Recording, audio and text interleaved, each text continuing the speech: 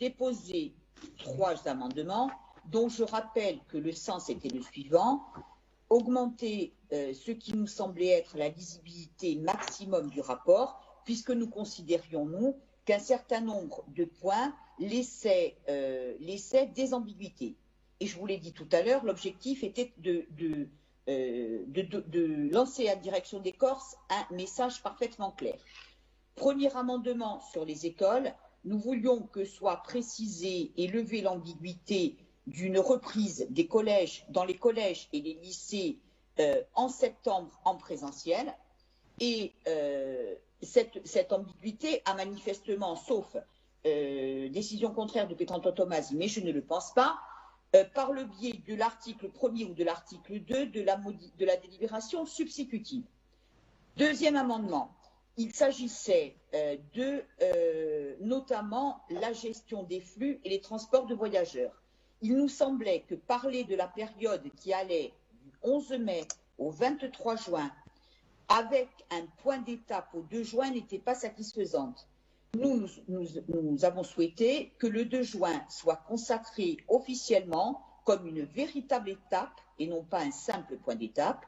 Cette modification a été prise en compte dans l'article 6 de la délibération, puisque l'article 6 de la délibération prévoit que lors de la session du 29 mai, le président du Conseil exécutif fera une restitution complète des éléments qui auront été recueillis entre le 11 mai et le 29 mai, et nous pourrons peut-être en tirer certaines conséquences sur tous les problèmes, y compris ceux des transports. Mais on ne va pas directement à la date du 23 juin, on respecte la période de 3 semaines.